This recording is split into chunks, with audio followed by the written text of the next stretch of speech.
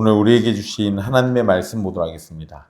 오늘 우리에게 주신 하나님의 말씀은 마태복음 25장 14절로부터 23절까지 말씀입니다. 마태복음 25장 14절부터 23절까지 말씀입니다.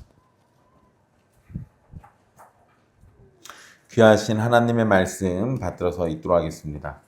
또 어떤 사람이 타국에 갈 때 그 종들을 불러 자기 소유를 맡김과 같으니 각각 그 재능대로 한 사람에게는 금 5달란트를, 한 사람에게는 2달란트를, 한 사람에게는 1달란트를 주고 떠났더니 5달란트를 받은 자는 바로 가서 그것으로 장사하여 또 5달란트를 남기고 2달란트 받은 자도 그같이 하여 2달란트를 남겼을 때 1달란트 받은 자는 가서 땅을 파고 그 주인의 돈을 감추어 두었더니 오랜 후에 그 종들의 주인이 돌아와 그들과 결산할세 5달란트 받았던 자는 5달란트를 더 가지고 와서 이르되 주여 내게 5달란트를 주셨는데 보소서 내가 또 5달란트를 남겼나이다.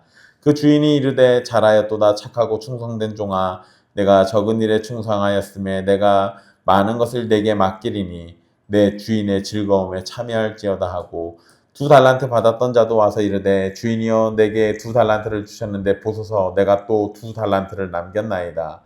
그 주인이 이르되 잘하였도다 착하고 충성된 종아 내가 적은 일에 충성하였음에 내가 많은 것을 내게 맡기리니 내 주인의 즐거움에 참여할지어다 하고 아멘. 이 말씀은 살아계신 하나님의 말씀입니다.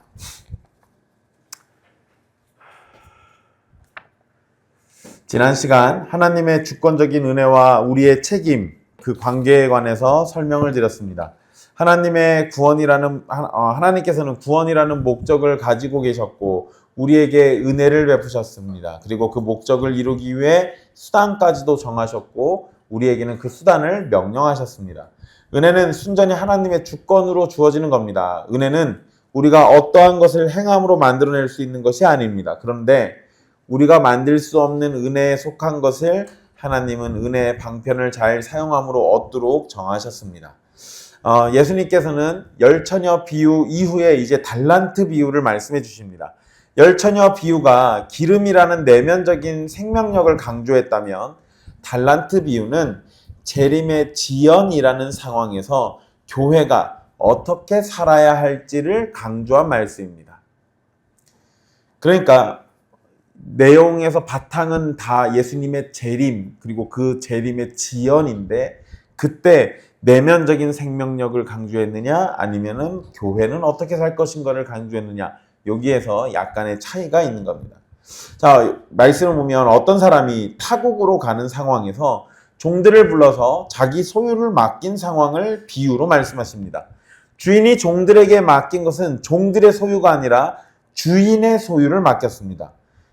주인이 예수님이시고 종들이 교회와 성도를 의미하는 비유라는 점을 생각한다면 이 비유는 우리가 가진 재능과 은사를 잘 활용해야 하는 도덕적 교훈이 아니라 주님이 우리에게 맡기신 구원의 복음과 은혜에 대해서 마지막 때에 결산을 요구받게 될 것임을 알려주는 말씀입니다.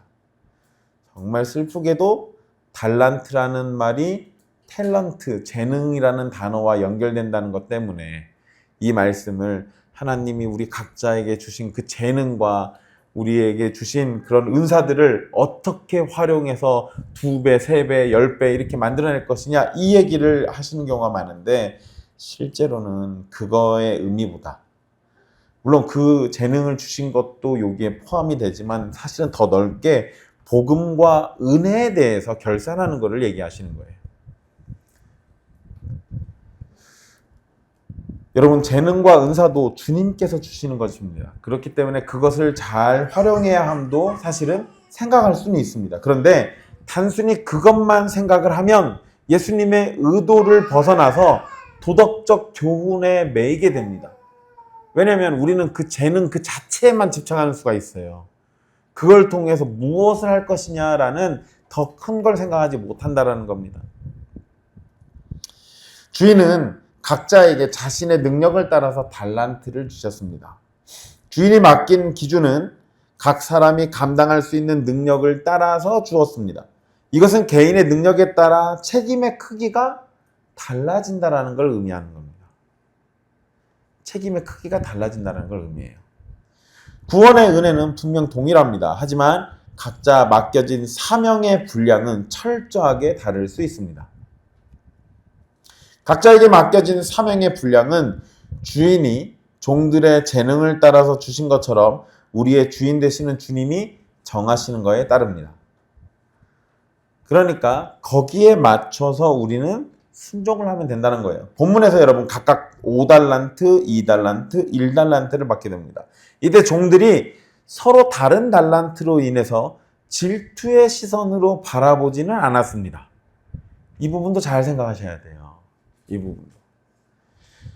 여러분, 제가 신학교에서 공부할 때 제가 신학교를 놀랍게도 3군데나 다녔습니다.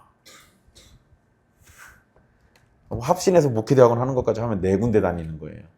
근데 제가 다니면서 신학을 공부하는 전도사나 목사들을 얼마나 많이 봤겠어요. 그리고 같이 공부했던 사람들 중에 이제 목사가 돼서 연락이 닿는 사람들도 있어요. 그런데 어떤 사람들은 정말 놀랍게도 굉장히 큰 교회의 목사가 돼가지고 소식이 났습니다. 그럼 제가 한 번씩 깜짝 놀라죠. 걔가? 아니 걔가 어떻게 거기 갔지? 이런 생각이 문득문득 드네요. 근데 여러분 그걸 가지고 제가 아니 나보다 실력도 없고 나보다 인품도 떨어지고 나보다 얼굴도 못생겼는데 그런데 나보다 더 큰 교회를 갔다고? 이런 걸로 제가 만약에 불평불만을 하기 시작하면 저에게 이 자리를 허락하신 하나님을 향해서 불평하는 거예요. 물론 누군가가 큰 교회를 가거나 뭐 나름대로 알려진 교회 가면 제가 약간 좀 당황할 때가 있긴 합니다. 도대체 무슨 조화로 아니면 또는 도대체 그 성도들이 하나님께 무슨 죄를 졌길래 걔를 거기다 보내셨을까 이런 걸로 제가 근심할 때도 있긴 하지만 그런 걸로 비교하면서 왜 나는 그런데 안 보내시나 라는 생각 갖지는 않아요. 네, 요 달란트 비유에서도 여기 나온 종들이 그랬다고요. 적어도 이 사람들은 서로 비교를 안 했어요. 이거는 뒤에 가서 다시 또 얘기할 겁니다. 여러분 이 질투의 시선을 바라보지 않았다는 점이 우리에게 알려주는 건 우리가 부여받은 책임의 양을 다른 성도의 책임과 비교해서는 안 된다는 겁니다. 책임의 양을 정하신 분은 하나님이시고 그의 백성은 오직 자신에게 맡겨진 그 책임의 최선을 다하는 것뿐입니다. 이것을 비교하는 것은 주님의 주권에 대한 도전이 됩니다. 또한 각 사람의 능력이 얼마인지를 알고 주님이 맡기셨다는 것은 적게 받아서 일할 수 없었다라는 핑계가 통하지도 않는 겁니다.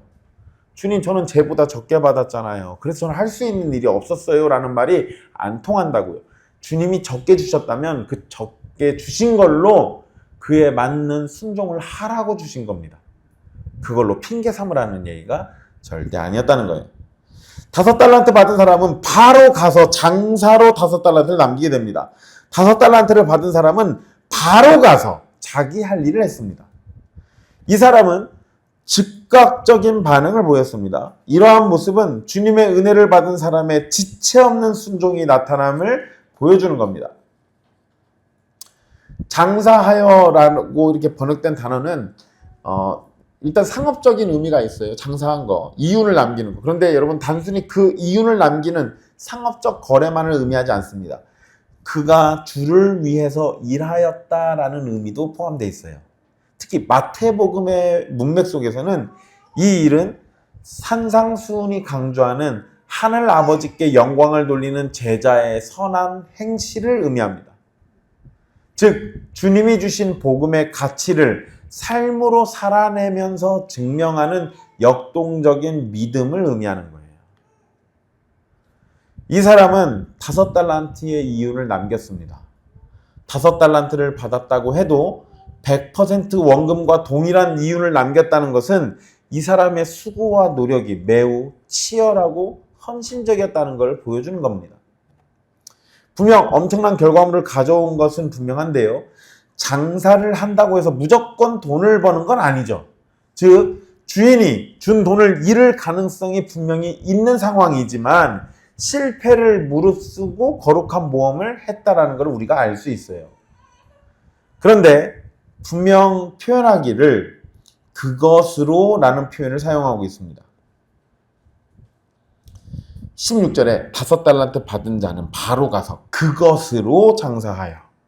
그러니까 종이 엄청난 결과를 가져왔지만 이것은 철저하게 누가 제공한 달란트였어요? 주인이 제공한 달란트였어요. 즉 성도의 모든 수고와 열매가 철저히 주님이 공급하신 십자가의 은혜에서 출발함을 보여줍니다. 여러분, 미국의 지금 위대하신 우리 트럼프 대통령님 성공기 이야기는 유튜브에서 쉽게 찾아볼 수 있습니다. 근데 자기가 어렸을 때 자수성가했다는 얘기를 한 번씩 해요. 그러면서 뭔 얘기 하냐면 내가 사업을 하려고 하는데 우리 아버지가 100만 달러밖에 안 줬다고. 그거 가지고 자기가 지금 이만큼 부자가 됐다는 얘기를 해요. 우리 아버지가 100만 달러 줬으면 저도 그만큼 했을 수 있어요. 100만 달러가 누구 개 이름입니까? 우리나라 돈으로 그럼 14억인데. 여러분, 이게 돈이 주어져서 그걸로 된 거잖아요. 그러면 트럼프는 사실 자수성가란 말을 쓰면 안 돼요. 어떤 얘기를 해야 돼요? 내 아버지가 도와줘서라는 표현을 썼어야 맞죠? 그러잖아요? 근데 어쨌든 여기서는 분명히 이 5달란트 받은 종은 그것으로 라는 표현으로 설명되고 있어요. 이 사람은 철저하게 주님이 주신 은혜로 일을 했고 그 은혜로 이윤을 남기고 있는 거예요. 그것이 여기에 명확하게 표현되고 있는 겁니다. 2달란트 받은 사람도 5달란트 받은 사람과 동일하게 행동합니다. 그래서 17절에 뭐라고 되어 있어요? 2달란트 받은 자도 그같이 하여 라는 표현이 나옵니다.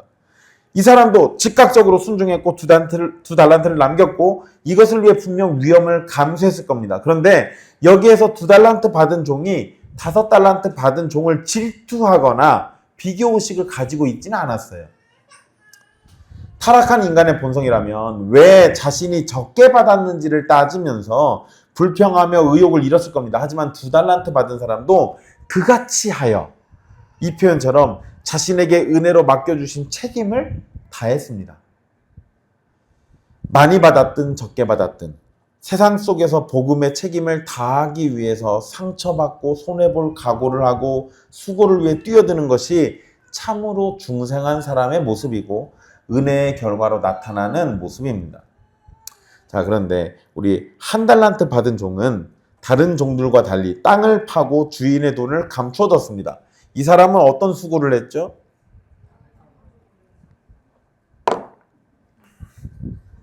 여러분 1달란트인데 그거 팔려면 땅을 얼마나 깊게 팠겠어요. 엄청 노력한 겁니다. 땅 파니라고 참 고생 많이 했어요. 근데 여러분 그 땅 파는데 며칠 걸렸겠어요? 하루도 안 걸려요. 여러분 제가 저희 집 앞에 수도 놓는다고 혼자서 한 10m를 팠거든요. 60m 깊이로 10m 파는데 반나절밖에 안 걸렸습니다. 그러니까 1달란트 정도는 거뜬해요. 그래도 어쨌든 집단에는 땅 파니라고 고생했습니다. 근데 여러분 1세기 유대 사회에서 고대 또는 그 고대 근동에서는요, 귀중품이나 돈을 도둑맞지 않기 위해서 땅을 파고 묻어두는 행위가 일반적이었어요. 그래서 우리 비유도 비슷한 거 하나 있잖아요. 천국은 마치 밭에 감추인 보화와 같으니. 그게 괜히 그런 게 아니라 그게 일반적이라고요. 그게. 그러니까 이 돈을 잃어버리지 않으려고 묻어두는 행위는 일반적이고 합리적인 자산 보호 방법입니다. 그러니까 이 1달란트 받은 종이 엉뚱깽뚱한 짓을 한 게 아니라 그 당시에 일반적인 행동을 한 거예요. 세상적인 기준으로는 이 1달란트 받은 종은 매우 신중하고 합리적인 판단을 한 것처럼 보이는 겁니다. 거기에다가 여러분 이 종은 사실 은근히 그래도 괜찮은 종이긴 해요. 왜 그런지 아십니까? 이 달란트를 낭비하지 않았잖아요. 갖다 파묻기만 했지 몰래 꺼내다가 쓰진 않았잖아요. 그러니까 주인의 것을 탐하지는 않았어요. 주인의 것을 탐하지는 않았다고요. 제가 이렇게 얘기한다고 해서 여러분들 나도 이 종과 같이 살겠습니다 라고 하시면 안 됩니다. 그거는 다음 주 설교를 마저 들으시고 그때 가서 판단하세요. 어쨌든 한 달란트 받은 종도 나름대로 땅을 파는 수고를 했고 받은 주인의 것을 가장 안전하게 보존하려고 했습니다. 여기에서 그가 묻어둔 것은 그런데 자기 돈이 아니라 철저하게 누구의 돈이요? 주인의 돈입니다. 그런데 여러분 18절에서 그 주인의 돈이라고 딱 명시해 놨잖아요. 이거 왜 이렇게 써놨겠어요? 한 달란트 받은 자는 가서 땅을 파고 그 주인의 돈을 감추어 두었더니라고 왜 여기서는 주인의 돈이라고 강조합니까? 여기에다가 그 주인의 돈이라고 강조해 놓은 이유는요. 주인이 종에게 돈을 맡길 때 그것을 이용해서 늘리라는 의도가 있었는데 그 의도를 무시하고 갖다 파 묻어놔서 이렇게 지금 표현하고 있는 거예요. 여러분 만약에 단순히 주인이 보존하고 유지하는 게 목적이었으면 그러면 종들에게 뭐하러 줍니까? 자기가 파먹고 말지. 그러잖아요. 종들에게 뭐하러 줘요? 그냥 내가 파묻어버리지. 거기다가 여러분 이 당시에도 고리대금 같은 게 있었어요. 돈 빌려주고 이자 받는 게 있었다고요. 은행 비슷한 것도 있습니다. 그러니까 주인이 만약에 안전하게 자산을 보호하려면 땅에다 파묻든지 아니면은 은행에다 갖다 맡겨가지고 이자라도 받아먹으면 돼요. 그런데 주인이 종들에게 달란트를 나눠준 건 뭐겠어요? 그거 가지고 장사를 하든 뭘 하든 불리라는 거예요. 목적이 딱 있는 겁니다. 그러니까 한 달란트 받은 종이 아무리 합리적으로 판단했다 하더라도 그거는 지 생각인 거지 주인의 생각이 아니에요. 이거를 놓치지 마십시오. 우리 신앙생활 할 때 내 생각에는 이라고 하면서 내 맘대로 할 때 있어요. 되게 위험한 겁니다. 신앙생활을 할 땐 주님이 뭐라고 하셨지? 그것부터 듣는 게 우선이에요. 주님이 뭐라고 하셨는지부터 듣고 그리고 난 다음에 그 말씀을 가지고 내 삶에다가 적용해 가는 거죠. 문자 그대로 적용해야 할 때도 있지만 때로는 문자 그대로 적용을 못할 때도 있어요. 그러면 그것을 어떻게 나는 주님의 뜻에 합당하게 할 것인가를 최선을 다해서 노력을 하는 거예요. 그런 게 우리에게 필요한데 이 종은 주인의 뜻이 무엇이든 상관없이 자기 마음대로 지금 생각하고 있는 거예요. 이게 문제인 겁니다. 한 달란트를 받은 종은 자신의 것이 아닌 주인의 것을 자신의 생각대로 묻어둘 권리가 없어요. 주인의 의도를 파악하고 그것을 따라서 즉각적으로 순종했어야 합니다. 거기에 다른 종들이 돈을 벌어들이는 것을 전혀 알지 못했을 리가 없습니다. 그러잖아요?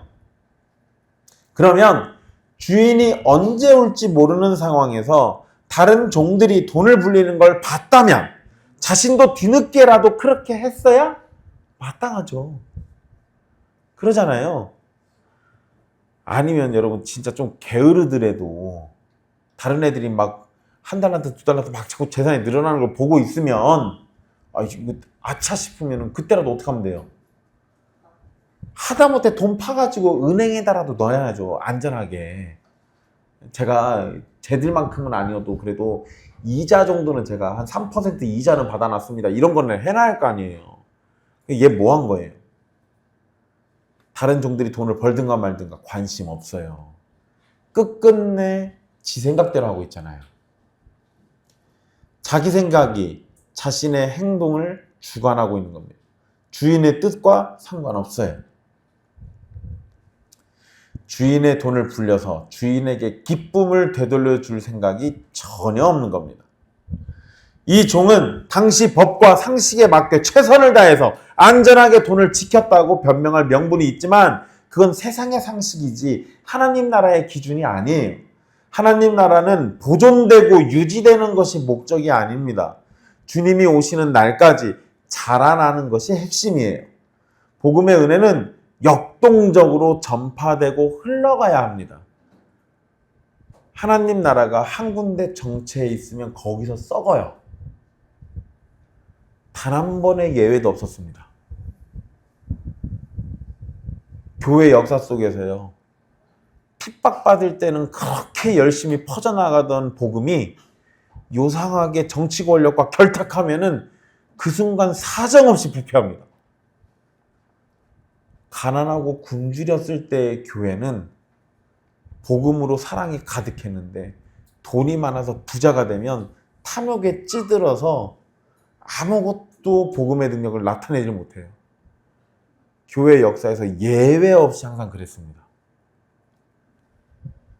그러니까 교회는 권력도 돈도 가까이에서는 안 돼요. 어쨌든 말씀으로 보면 이제 19절에 오랜 후에 종들의 주인이 돌아왔습니다.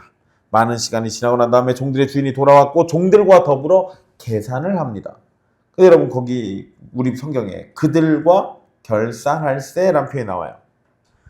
종들에게 맡긴 것을 결산합니다. 결산한다라는 표현은 결국 주인이 나눠준 돈이 이윤을 남기기 위한 목적을 가지고 있었다는 걸 알려줍니다. 만약에 주인이 돌아와서 그 돈이 잘 있는지 확인할세라고 했으면 한 달란트 갖다 잘 파묻어 놓은 게 잘한 일이죠. 근데 결산했다는 얘기는 주인이 애초에 의도가 뭐였다는 거예요?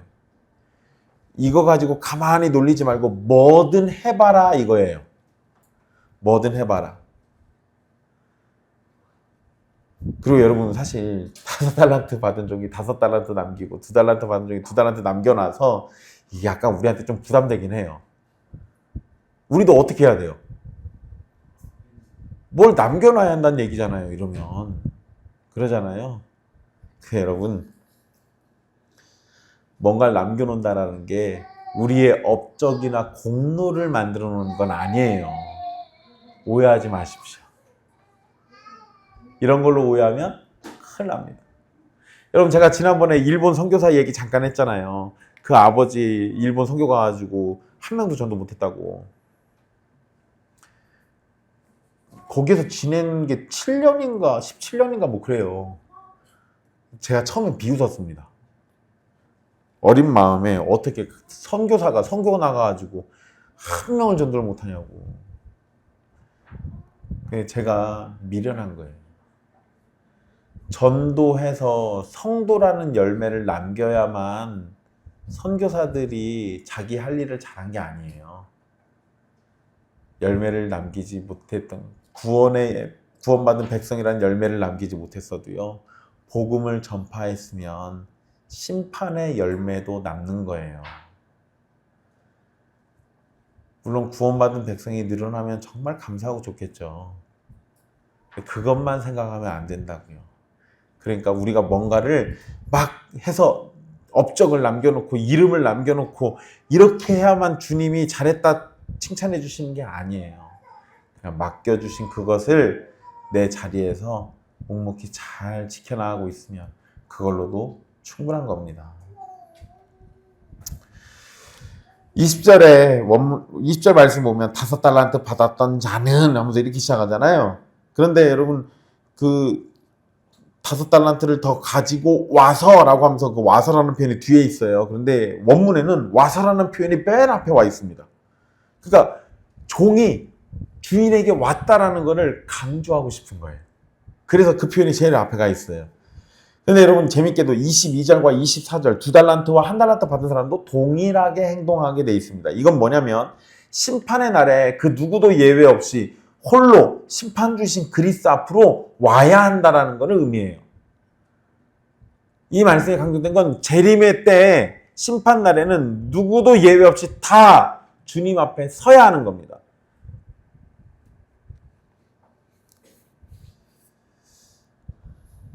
예수님께서 재림하실 때 모든 성도는 각자의 책임을 따라 결산하는 일이 분명히 있습니다. 모든 성도라고 제가 표현했는데요. 성도들은 당연히 각자의 책임 따라 결산하죠. 그런데 모든 사람은 심판대에서 또 역시 심판을 받게 돼 있어요. 그런데 이 달란트 비유에서는 신자들, 교회 안에 있는 사람들에게 하시는 말씀이니까 제가 성도라고 표현하는 겁니다. 누구도 그걸 피할 수가 없습니다. 마지막 때에는 누구도 다 피할 수 없는 그 순간이 와요. 그러니 피할 수 없다면 자신의 최후에 관해서 깊이 고민하고 그 마지막 심판의 자리에서 어떤 결과를 자신의 영혼이 원하고 있는지 생각해 봐야 합니다. 이런 생각은 무의미하지 않아요. 여러분, 우리는 오늘만을 보고 사는 경우가 많습니다. 그런데 내가 죽고 난 이후에 내 영혼은 어떻게 될 것인가에 대해서 고민해 봐야 돼요. 근심해 봐야 합니다. 내 눈에 보이고 만져지는 육체야 땅에서 썩으면 그만이겠지만 이 육체를 움직이고 있는 내 영혼은 도대체 어디로 갈 것인가, 이거에 대해서 사색해 보시라는 거예요.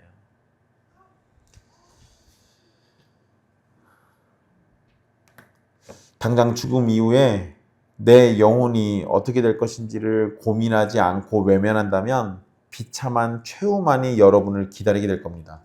여러분의 영혼을 위한다면 이 고민을 외면하지 마십시오.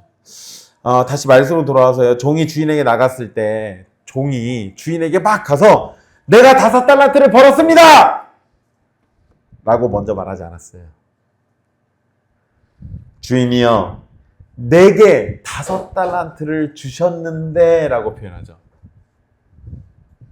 그러니까 모든 성과와 열매의 근원이 철저히 주인의 은혜와 공급하심에 있다고 먼저 고백합니다. 그리고 난 다음에 그 은혜 때문에 내가 이렇게 5달란트를 남겼습니다 라고 얘기해요. 마찬가지로 우리가 무엇인가 충성할 수 있고 맡겨진 임무를 잘 감당할 수 있는 건 주님이 주시는 은혜와 공급하심이 먼저입니다. 그리고 5달란트 받은 자가 충성스럽고 부지런히 맡겨진 임무를 감당할 수 있었던 것은 주인이 다시 돌아올 것을 항상 생각하고 있었기 때문에 그래요. 즉 다시 오실 주님을 향한 믿음이, 그 믿음이 있는 자들이 신앙생활에 있어서도 충성스러운 모습을 보이게 된다는 겁니다. 21절은 20절에 종이 보고한 내용에 대해 주인의 즉각적이고도 압도적인 평가와 보상입니다. 주인은 내가 돈을 많이 벌었구나 라고 칭찬하지 않았어요. 그러면 이것도 너무 감사해요. 이것도 더 감사합니다. 주님이 그 5달란트를 무게 재면서 한 치의 오차도 없이 5달란트를 벌어갖고 왔구나, 잘했다, 이렇게 얘기하시지 않고 그냥 내가 착하고 충성되구나 라고 칭찬하시잖아요. 주님의 관심은 얼마나 벌어왔느냐가 아니라 충성했느냐예요. 충성했느냐. 예전에 여러분 좀 무슨 일인데요. 우리 교회가 개척하기 전에 먼저 개척한 교회가 있어요. 우리랑 엇비슷합니다. 우리보다 한 1, 2년인가 먼저 했어요. 그리고 우리 교회가 그 교회의 영향을 좀 많이 받았습니다. 유튜브 나가서 제가 이름 얘기 안 할 겁니다. 서울에 있어요, 서울에. 여러분들이 생각하는 그 대구에 있는 실로암 교회는 아니에요. 거기 말고. 우리 교회 소개책자도 그 교회 거를 제가 허락받아가지고 그거 좀 수정해가지고 써놓은 거예요. 저 개척할 때 저한테 그거 주는데 제가 그거 보고는 너무 좋아가지고 이거 내가 조금만 수정해가지고 쓰겠다고 그랬더니 맘대로 하라고 그래가지고, 근데 저에게 기쁜 마음으로 줬으면 파일을 줬을 건데 파일은 안 주더라고요. 그래서 제가 다 타이핑 쳐가지고 제가 조금씩 말 바꿔가지고 이렇게 해놓은 거예요. 근데 여러분 그 교회 목사님이 확실히 실력이 뛰어나고 되게 잘하세요. 설교도 진짜 잘하고. 근데 우리 교회가 뒤늦게 개척했는데 우리 교회가 더 컸었어요. 그러니까 한번 짜증 섞인 목소리로 내가 쟤보다 잘났는데 뭐 그러실 수 있지. 뭐 어떡하겠어요 뭐. 네. 근데 지금은 갑자기 그 주변에 어떤 교회들이 막 사건 사고들 터지면서 그 교회가 갑자기 막 부흥해가지고 엄청 커졌습니다. 지금은 굉장히 흡족하게 살고 계세요. 네, 사실 여러분 엇비슷하게 개척했던 교회들이 좀 많아요. 근데 그러다 보니까 우리가 서로 이상하게 경쟁 심리가 좀 있었습니다. 그래서 누가 잘하나 약간 이런 게 좀 있기는 했어요. 저는 사실은 거의 뭐 교회에서 쫓겨나가지고 오갈 데 없는 상황에서 개척했기 때문에 뭘 잘하고 말고가 아니라 저의 목적은 생존이었어요. 그냥 우리 가족들하고 그때 같이 나왔던 박봉현 성도랑 최미순 성도랑 그냥 이 사람들하고 5년 10년만 그 정도만이라도 교회를 잘 버티고 있었으면. 근데 이상하게 이쪽 지역에는 개혁교회가 없어가지고 그 틈새 시장이 성공하는 바람에 사람들이 우리 교회로 많이 몰려와서. 네, 여러분, 그냥 그때도 뭐 맡겨준 일에 최선을 다하려고 노력을 했는데, 만약에 그때 제가 제 이름을 드러내면서 역시 내가 실력이 있었구나, 내가 능력이 대단하구나, 생각보다 내가 좀 괜찮은 것 같은데, 이런 생각을 하면서 나를 내세웠다면 주님이 더 많이 크게 치셨을 거예요. 그리고 여러분, 사실 제가 교통사고 난 배경에는 약간의 교만이 있긴 있었습니다. 더 자세히는 말 안 할게요. 제가 부끄러워서. 저는 사실 약간 나 잘하고 있는 것 같은데 라는 생각하고 있었어요. 그리고 그러고 나서 바로 교통사고 났어요. 그래서 제가 교만이 금방 사그라들었습니다. 여러분, 종이 자신의 것을 가지고 가서 주님께 내어 보였을 때, 참 우리 주님은 충성한 것만 보셨지 그 숫자 크기에는 연연을 안 하셨어요. 그렇단 얘기는 우리도 그거에 연연할 이유가 없다라는 거예요. 같이 엇비슷하게 개척한 교회들 중에는 성도가 5명, 10명 또는 2-3명 데리고 하는 분들도 있어요. 네, 여러분, 비록 숫자가 적어도 그들과 함께 사랑으로 살아가고 있다면 주님께서는 그 교회를 향해서도 잘했다, 착하고 충성된 종아라고 칭찬하실 거라고요.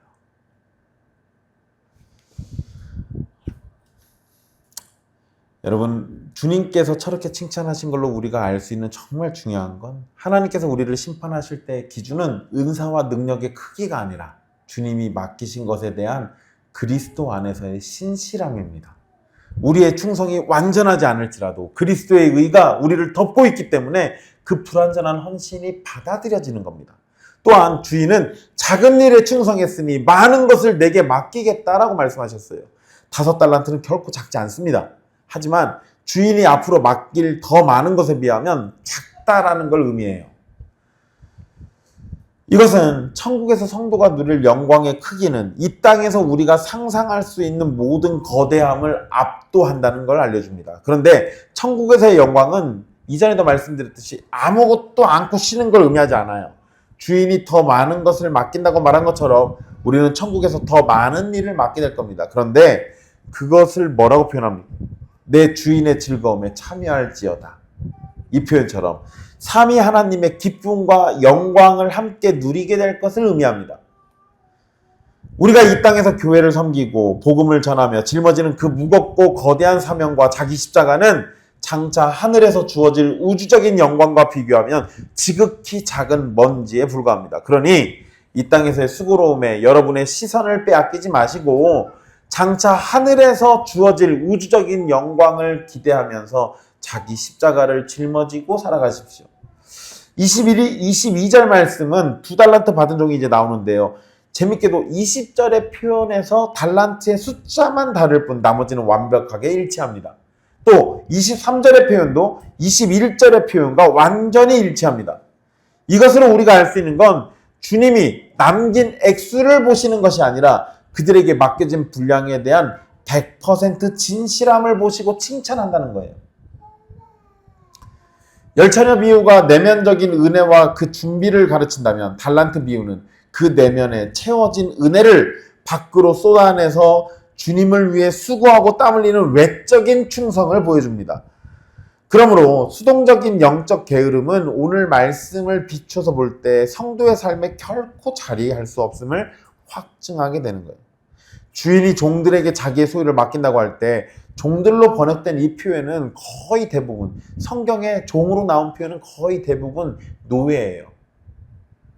그러니까 즉 자신의 소유가 전혀 없는 철저한 빈털터리, 그 빈털터리들이 주인 되시는 주님께 엄청난 복음과 생명의 은혜 그리고 교회의 직분을 거저 위임받은 겁니다. 우리가 구원받아서 얻은 새 생명, 교회에서 봉사할 수 있는 직분, 이 세상에서 누리는 모든 것은 본래 우리 것이 아니라 우리 주인 되시는 예수님의 거예요. 그것을 우리 주님께서 이 땅에 사는 우리에게 맡기셨습니다.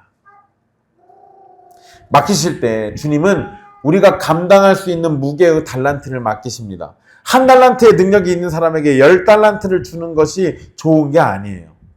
만약 주님이 우리에게 그렇게 맡기신다면 우리는 그 엄청난 책임감의 무게에 짓눌려 숨이 막혀 죽고 말 겁니다. 여러분, 제가 지난주에 수원에 갔다 온 사이에 우리 집에 약간 이상한 변화가 생겼습니다. 주성이하고 은세가 자꾸 주방에서 얼씬거려요. 쟤네가 무슨 계란 후라이를 직접 해 먹었대요. 사연이 있어요. 혜진 자매가 승질 나가지고 폭발해서 나가버리고, 그러니까 애들이 알아서 셀프로 뭐 이렇게 해 먹었는데 해보니까 해볼만 한가 봐요. 그리고 제가 왔더니 저한테, 제가 나가니까 저보고 계란 사오래요. 계란을 계속 먹어야 하는 분들이 계신다고. 쟤들이 막 계란 후라이 막 하고 있어요. 얼추 그런 거, 내 사람이 먹을 것 같게는 합니다. 근데 여러분 보세요. 쟤네가 이제 주방에 들어간 걸 제가 보고, 잘했다, 착하고 충성된 아들들아, 이제 앞으로 교회 식사는 너희들이 담당하렴. 제가 이렇게 맡기면, 그쵸, 네. 아마 그러면 이제 그때로부터 우리 교회는 쇠퇴할 겁니다. 맛없는 밥 줘서 교회 성도들이 떠날 수도 있어요. 여러분, 1달란트 받은 사람한테 10달란트를 맡기면 그거는 부담스러운 거예요. 계란 후라이밖에 못하는 애한테 교회 식사를 담당하라고 하면 말이 안 되는 거겠죠. 주님도 절대 그러시지 않는다라는 겁니다. 우리에게 딱 할 만큼만 맡기신다는 거예요. 우리가 감당할 수 있는 스트레스, 우리가 감당할 수 있는 재물, 우리가 교만해지지 않고 감당할 수 있는 직분의 한계를 잘 아시는 주님께서 우리를 보호하시고 가장 복되게 하시려고 우리에게 맞는 은혜의 짐을 얹어주시는 겁니다. 어떤 성도의 사업이 잘 될 때, 자신은 작은 일만 해야 할 때, 그것은 원망할 게 아니에요. 만약 그런 점을 원망하면서 주님께 불평한다면 그것은 주님의 지혜와 선하심을 의심하는 무서운 교만입니다. 우리를 사랑하시는 하나님께서 우리의 영혼이 파괴되지 않고 가장 거룩하게 빚어질 수 있는 완벽한 분량으로 지금의 삶을 허락해 주신 것을 굳게 믿으라는 겁니다. 여러분, 그런데 여러분 가정에서, 직장에서 삶이 참 무겁고 힘들고 괴로울 수도 있어요. 근데 여러분, 생각을 달리 하시라고요. 우리를 가장 사랑하시는 우리 하나님이 나에게 그것들을 허락했다면 그거는 원래 어떻다는 거예요? 내가 해결할 수 있다고요. 내가 감당할 수 있다고요. 설령 내 힘으로 부족할 것 같으면 우리 교회 식구들이나 집안에 있는 가족들이 함께 힘을 모으면 얼마든지 극복할 수 있다고요. 그러니까 그만큼을 우리에게 주신 거예요. 그러니까 그 삶의 무게에 너무 짓눌리지 마십시오. 여러분들이 때로는 여러분들을 너무 가치 없는 사람처럼 여러분들을 낮추는 경우가 있어요. 그런 열등감에 빠지면 나에게 주신 그 1달란트조차도 내가 제대로 감당을 못할 수도 있어요. 그러지 마시라는 거예요. 그리고 여러분, 당장 하나님께서는 우리를 사랑하시는 그분이 딱 우리에게 맞는 분량만큼만 주셨잖아요. 그런데 주님이 우리에게 너는 왜 바울처럼 못 살아? 너는 왜 스데반처럼 못 살아? 이렇게 책망하시지 않잖아요. 하나님은 우리에게 주신 달란트의 양만큼만 책임을 물으실 겁니다. 우리는 흔히 5달란트와 비교하면 1달란트가 아주 작고 보잘것없는 양이라고 착각합니다. 그러나 당시 1달란트는 한 명의 노동자가 꼬박 20년 동안 돈 한 푼 쓰지 않고 모두 모아야 하는 거금이에요. 오늘날 가치로 치면 수억 원 내지는 수십억 원이 될 수도 있습니다. 그러니까 주인은 지금 단 한 사람에게도 결코 적게 주지 않은 거예요. 그러므로 나는 받은 게 없어서 아무것도 할 수 없었다라는 핑계는 심판대 앞에서 단 한마디도 통하지 않습니다. 또한 종들이 기본적으로 1달란트 이상을 받았죠. 1달란트, 2달란트, 5달란트니까 일단 최소한 1달란트 다 이상이에요. 그런데 여러분 본문에서는 사실 이 부분을 잘 설명하진 않긴 합니다. 그런데 신학적으로 생각해 볼 때 1달란트는 모두 다 가지고 있는 거예요. 그죠? 2달란트 가진 사람은 그 1달란트보다 1달란트 더 가지고 있는 거고 5달란트는 1달란트보다 4달란트 더 가지고 있는 것 뿐이에요. 그러니까 적어도 1달란트는 공통되게 뭔가를 다 가지고 있는 겁니다. 그런데 우리에게 동일하게 주어진 그 1달란트, 그게 도대체 뭘까? 제가 좀 고민해 봤는데요. 그게 우리에게 주신 가장 위대한 은혜예요. 모두가 다, 성도라면 누구나 다 가지고 있을 수 있는 그 1달란트. 십자가 복음과 영원한 생명. 더 쉽게 얘기하면 우리 주 예수 그리스도예요. 이건 본문이 직접 가르치는 내용은 아니지만 달란트 비유가 가르치는 복음의 진리에서 끌어낸 적용입니다. 나를 지옥에서 건지신 그 압도적인 구원의 은혜와 주님의 몸된 교회를 섬기라며 우리 손에 쥐어주신 직분과 사명은 그 어느 것이라도 작고 보잘것이 없는 것 아닙니다. 우리가 받은 달란트는 순전히 예수 그리스도의 십자가 사랑에 기초하기 때문에 그래요. 5달란트를 받은 종과 2달란트를 받은 종은 즉각적인 순종을 보였습니다. 이들은 자신에게 맡겨진 일을 내일로 미루지 않았죠. 자신에게 맡겨진 사명에 대해 지체 없이 실행에 옮겼습니다. 은혜의 무게를 진정으로 깨달은 사람은 핑계를 대거나 미루지 않습니다. 내일의 편안함보다 오늘 주님의 뜻이 이루어지는 것에 목마른 사람이 은혜 받은 사람의 모습입니다. 또한 이 두 사람, 5달란트와 2달란트 받은 사람은요, 엄청난 결과를 이뤄냈지만 분명 그 과정에는 위험이 있었어요. 장사했다고 했잖아요. 장사하면 어떻게 다 돈을 남기니까 돈을 잃을 수도 있는 거지. 세상에서 원금 100%를 보장하면서 100% 수익을 내는 장사는 거의 없습니다. 지금 시대에 이렇게 말하면 예외 없이 사기예요. 에이, 목사님, 그래도 그런 게 있지 않겠습니까? 그렇게 생각하시는 분은 스마트팜과 저를 보시면 압니다. 5달란트와 2달란트를 벌어들이기 위해서 그 돈을 모두 날려버릴지도 모르는 엄청난 위험을 이 두 사람 감당했어요. 주인이 맡긴 것을 다 잃어버리고 책망을 들을지도 모르는 그 두려운 위험을 기꺼이 뚫고 시장 한복판으로 들어간 겁니다. 근데 1달란트 받은 종이 악하고 게으르다라고 나중에 평가받는 그 내용은 이유가 뭘까요? 주를 위한 수고의 위험, 헌신의 위험을 감당하기 싫어서 자신이 받은 은혜를 땅속에 깊이 묻어두고 상처받지 않을 안전지대를 선택했기 때문에 문제입니다. 그러나 여러분 기억하십시오. 우리의 구원자이신 예수 그리스도는 결코 하늘보좌라는 안전지대에만 머물러 계시지 않았습니다.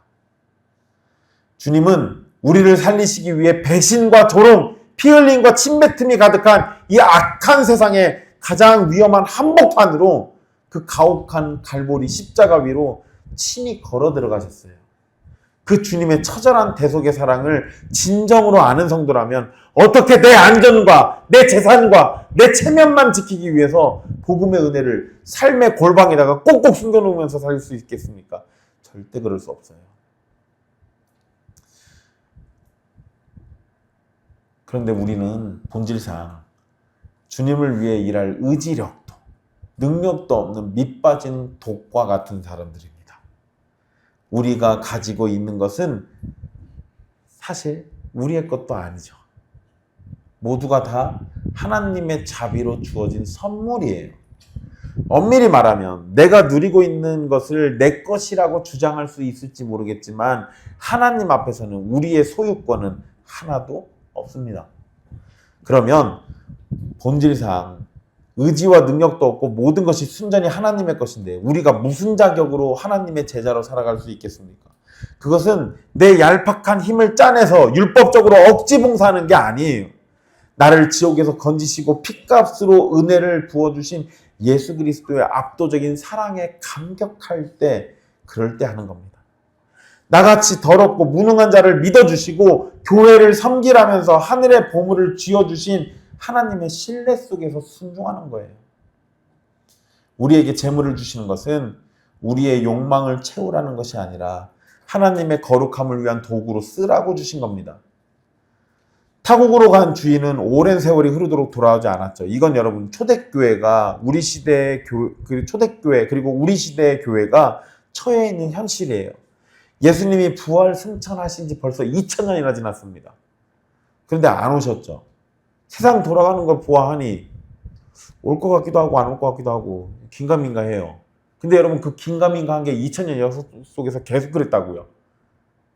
계속 올 것 같은데 이러면서 계속 안 오셨다고요. 여러분 이렇게 오랜 시간이 흐르면 사람들은 어떤 착각에 빠질까요? 주님이 영영 안 올지도 모른다고 생각하거나 설령 주님이 오셔도 내 삶에 어떤 영향도 관심도 없을 거라면서 악하고 게으른 종처럼 주님의 은혜를 땅에 파묻어두고 세상을 향해 달려갈지도 모릅니다. 그러나 주님은 분명히 오십니다. 심판은 아직 멀었으니 일단 세상에서 집 사고 돈 벌고 즐기는 일에 더 집중하고 은혜는 나중에 천천히 받으면 될 것이라고 생각하지 말라는 거예요. 그거는 마귀의 유혹이에요. 주님은 더디게 오실지 몰라도 분명히 오십니다. 그리고 오시면 결산하실 거예요. 겉으로는 성도고 집사고 장로와 목사라고 포장했지만 주님의 결산장부에 온통 나의 안일함과 탐욕만 기록되어 있다면 우리는 주님의 명령을 철저히 불순종한 죄인임이 드러나는 겁니다. 그렇다고 우리의 힘과 노력으로 완벽하게 결산을 해낼 수 있을 거라는 착각도 해서는 안 돼요. 우리 중에 완벽하게 이자까지 더하면서 주님 앞에 우리의 삶을 온전함으로 바칠 수 있는 사람은 아무도 없습니다. 우리는 여전히 무능하고 영적으로 미련합니다. 내 알량한 봉사나 헌금 액수로 영광의 칭찬을 받아낼 수 있는 것이 아닙니다. 내가 행위를 완벽하게 해서 십자가를 통과하는 것이 아니라는 거예요. 나를 대신해서 십자가에서 영원한 빚을 갚아주시고 넘치는 은혜 속에서 달란트를 거저 부어주신 예수 그리스도의 사랑 때문에 심판대를 통과할 수 있는 겁니다. 우리는 철저히 파산한 존재예요.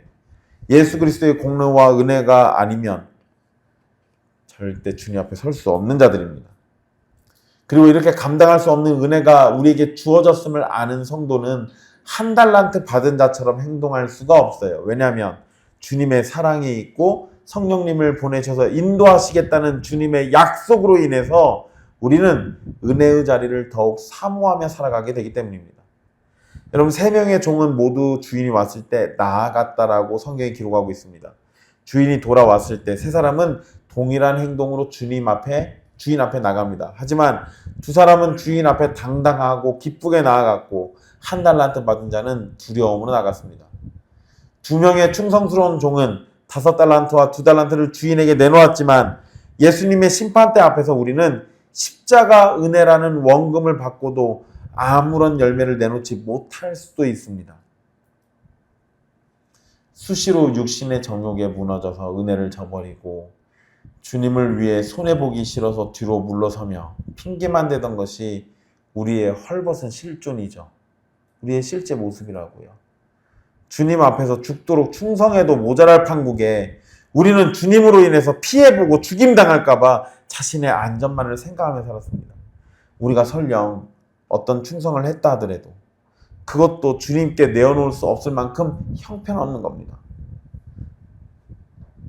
바울은 분명 위대한 사도였음이 확실한데 바울 자신의 힘과 의로움으로는 완전하신 하나님을 만족시킬 수 없었습니다. 그래서 바울도 그리스도 안에 있지 않았다면 그 모든 수고는 아무런 가치가 없었을 겁니다. 그럼에도 바울이 하나님의 은혜를 노래하면서 나의 나된 것이라고 이렇게 말할 수 있었던 건 우리 힘으로는 단 한 개의 의로운 열매도 맺을 수 없는 우리를 위해 포도나무이신 예수 그리스도께서 완전한 순종으로 의의 열매가 되어주셨기 때문에 이게 가능한 거예요. 그러니까 여러분 더 쉽게 얘기하면 우리가 받은 달란트가 있잖아요. 우리가 거기에다가 2배로 다시 주님 앞에 내놓을 수 있는 이유가 있다면 그것도 역시 우리 주 예수 그리스도 때문이라고 말씀드리는 겁니다. 우리가 예수 그리스도라는 생명의 포도나무에 접붙여질 때 2가지 은혜가 함께 임합니다. 하나는 그리스도의 완벽한 의가 우리에게 전가돼서 하나님 앞에 완전히 의롭다 하심을 받는 칭의이고, 다른 하나는 그분의 생명이 우리 안에 자라나서 열매를 맺게 하시는 성화입니다. 우리의 불완전한 헌신은 그리스도의 완전한 순종 안에서 받아들여지고, 성화의 열매는 우리 안에 역사하시는 성령의 산물이에요. 오직 예수 그리스도의 완전한 순종으로 얻은 그 절대적인 의로움 아래에서만 우리의 부족한 헌신이 비로소 하나님의 기쁨으로 연락되는 겁니다. 예수 그리스도로 인해서 우리는 완전히 구원받습니다. 칭의와 성화의 전 과정에 있어서 모든 것이 주님의 전적인 은혜라고 지금 말씀드리는 겁니다. 우리의 헌신은 결코 우리의 구원의 조건이 아니고 주님이 먼저 베푸신 그 구원의 은혜에 대한 감사와 기쁨의 반응으로 우리의 헌신이 나타나는 거예요. 주님이 우리에게 하신 일을 전혀 알지 못하고 신앙생활을 하는 것은 한 달란트를 받아놓고 그것을 땅에 묻은 종과 같은 결과를 가져옵니다. 그리고 여러분, 세상이 끝없이 남과 비교하면서 절망과 질투로 가득 채워질 때 성도는 그런 것에 요동하지 않고 우리의 자랑 되시는 예수 그리스도의 보혈을 의지해서 내게 맡기신 그 한 달란트의 일상 속에서 눈물로 충성하다가 불시에 돌아오실 영광의 주님 품에 기쁨으로 안기는 복을 누리면 됩니다. 오늘날 교회가 시끄럽고 가정이 파괴되는 치명적인 이유 중에 하나는 끝없는 비교의식 때문이에요. 어느 교회는 어떻다던데, 어느 교회는 어떻다던데, 어느 교회는 어떻다던데. 여러분, 제가 가깝게 지냈던 어떤 목사님이 교회에서 쫓겨났습니다. 옛날에 우리 인우동 예배당 근처에 있는 교회예요. 인우동 예배당 근처에 있는 인우동에 있는 교회예요. 더 얘기하지 않겠습니다. 인우동에 있는 교회예요. 근데 거기에서 목사님 쫓아냈는데 그 장로 한 명이 난리를 치면서 쫓아냈어요. 왜 쫓아냈냐면 우리 목사님은 안디옥 교회처럼 못해. 그러니까 어떻게 해달라는 거예요? 저기 그 전북대병원 앞에 있는 안디옥 교회처럼 해달라고. 그거 안 해준다고 뭔 트집 잡아가지고, 물론 목사님도 뭐 좀 잘못하긴 했어요. 근데 뭐 그거 트집 잡아가지고 그래서 쫓아냈습니다. 여러분, 그 쫓아낸 그 교회는 고신교회예요. 고신교회가 어떻게 안디옥 교회랑 똑같이 합니까? 고신이 갖고 있는 신학이 있고 정체성이 있고 그 교회 질서가 있는데 어떻게 은사주의에 치밀하게 빠져있는 신복음주의에 빠져있는 안디옥 교회랑 어떻게 똑같이 해요? 똑같이 못하지. 근데 그거 안디옥 교회는 뭔가 살아있는 것 같고 우리는 죽은 것 같고 이러니까 비교하다가 결국에는 교회를 쪼개게 돼요.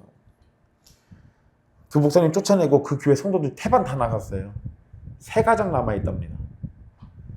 그 교회 빚이 5억인데 그거 어떻게 하려나 모르겠네. 여러분, 우리도 이런 비교의식에 빠지면 우리 스스로를 병들게 해요. 가정도 마찬가지입니다. 어느 가정은 이렇다는데 우리는 왜 이러지? 이런 거 하지 마시라고요. 마귀는 끊임없이 우리에게 이 비교의식을 심어주고 남들보다 나 자신이 못나고 부족한 것처럼 느끼게 하거나 헛된 우월감에 빠지게 만듭니다. 여러분에게 허락된 십자가는 주님이 주신 겁니다. 그것을 열등감에 빠져서 다른 사람과 비교하는 것은 십자가의 은혜 자체를 모독하는 무서운 죄악이에요. 2달란트 받은 종이 5달란트 받은 종에 관심을 두지 않고 오직 자신에게 그 귀한 은혜 맡겨주신 주인만 바라보고 있음을 기억하십시오. 그래야 1달란트를 받아도 자신에게 주어진 것으로 충성을 다할 수 있는 겁니다. 또한 신앙생활은 결코 다른 사람의 시선을 쳐다보는 게 아니에요. 아무도 알아주지 않는 주방의 싱크대 앞에서 또는 냄새나는 병상 위에서 또는 핍박받는 직장의 책상 앞에서 또는 누가 했는지 아무도 신경 쓰지 않는 교회 화장실 청소의 자리에서 남몰래 흘린 땀방울과 눈물의 기도를 담은 헌신은 결코 초라하지 않습니다. 주님은 험지에서 사역하는 선교사나 이름 없는 작은 개척교회 목사나 이처럼 남들이 알아주지 않는 은밀한 자리에서 헌신하는 성도를 가리지 않고 모두에게 주신 작은 일에 자신의 분량 안에서 100% 생명을 걸고 충성했다면 주님은 그 모든 헌신을 기억하시고 잘하였도다 착하고 충성된 종아 라고 동일한 칭찬으로 맞아주실 겁니다. 결과의 크기에 집착하는 세상의 시선을 버리고 내게 주신 작은 일에 100%의 생명을 거는 참된 충성으로 살아가십시오. 만약 우리가 작은 일에도 묵묵히 충성할 수 있다면 그것은 우리의 결단력이 대단해서가 아니에요. 5달란트와 2달란트를 받은 종이 주인이 자격 없는 자기를 전적으로 신뢰해 주었다는 그 감격과 기쁨으로 헌신했습니다. 맡겨진 액수의 차이가 있더라도 비천한 자신의 자격에 비하면 감당할 수조차 없는 주인의 엄청난 재산을 위임받았다는 것을 진정으로 깨닫는다면 우리는 오직 기쁨으로 충성할 수밖에 없는 겁니다. 주님이 무엇을 맡기든 그것은 나 같은 무능하고 쓸모없는 존재가 감당하기에 너무도 큰 영광임을 깨달아야 합니다. 예수님이 모든 위험을 다 뒤집어 쓰고 죽으신 것처럼 손해도 두려워하지 마십시오. 예수님의 이름 때문에 직장에서 조롱받고 이웃에게 손가락질 당하고 내 지갑이 가벼워지는 거룩한 모험을 감행하십시오. 아무 일도 하지 않고 원금만 지키려는 건 안전을 빙자한 직무유기입니다. 이단에게 빠지지도 않았고 주일도 잘 지키고 헌금도 잘하고 있으니 내 신앙의 원금은 잘 지키고 있다고 스스로 위로하지 말라는 겁니다.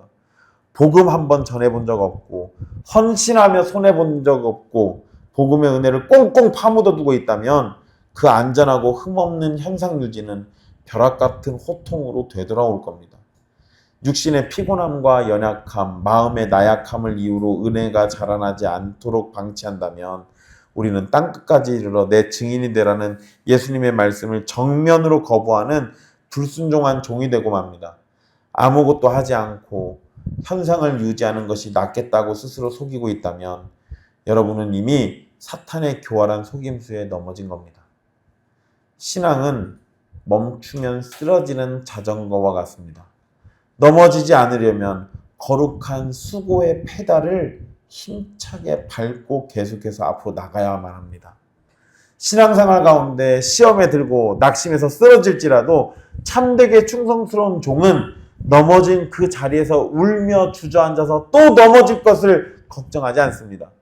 다시 넘어지는 것이 두려울지라도 넘어진 그 자리를 딛고 일어나서 주님이 부르시는 그 영광의 표대를 향해 다시금 힘차게 나아가는 거룩한 실천의 모습을 보여야 합니다.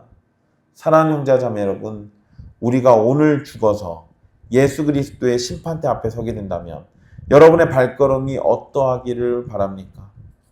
평생 나를 위해 십자가에서 피 흘리신 주님의 뜻을 외면한 채 내 돈, 내 쾌락, 내 소유만 챙기며 살았다면 사시나무처럼 떨면서 숨으려고 할 겁니다. 그러나 세상에서 조금 가난하고 억울하게 살았을지라도 내게 주신 직분과 가정에서 십자가의 은혜를 붙들고 눈물로 열매를 맺은 사람은 다릅니다. 하지만 우리는 그날에 우리의 수고와 헌신을 결코 먼저 말하지 않을 겁니다. 내 헌신과 열매는 주님이 먼저 나를 사랑하셨고 주님이 먼저 나를 믿어주시고 엄청난 은혜를 쏟아부어 주셨기 때문에 오직 주님이 허락하신 그 십자가의 은혜와 사랑을 먼저 노래하게 될 겁니다. 내가 나된 것은 하나님의 은혜로 된 것이니 고린도전서 15장 10절의 바울의 고백입니다. 바울의 이와 같은 고백이 여러분의 고백이 되기를 바란다면 헌신과 수고를 앞세우기보다 우리를 덮고 있는 그 거대한 하나님의 은혜를 먼저 철저하게 깨달아야 합니다. 비유의 본문에서 주인은 타국으로 떠난 것으로만 묘사되죠. 그렇지만 여러분, 예수님은 이 비유의 말씀과 약간 다르게 행동하셨어요. 우리의 영원한 주인이신 예수님은 하늘로 올라가시면서 우리를 홀로 두지 않으시고 우리에게 성령이라는 가장 귀한 선물을 주셨습니다. 성령님을 통해서 진리 가운데로 인도받고 무한한 보호를 받을 수 있도록 은혜를 베푸시고 이 험악한 세상 속에서 성령님으로 위로받도록 해주셨습니다. 그러니 이 험난하고 요동하는 세상 속에서 성령의 능력에 사로잡혀 우리에게 거저 맡기신 십자가의 복음이라는 위대한 달란트를 들고 세상을 향해 담대히 나아가 영광스러운 수고의 땀방울을 흘리시기를 간절히 소망합니다. 멈추지 마십시오. 안전지대에서 벗어나서 세상으로 나가면 그 순간에도 주님께서 여러분을 눈동자처럼 지켜주실 겁니다. 기도하겠습니다.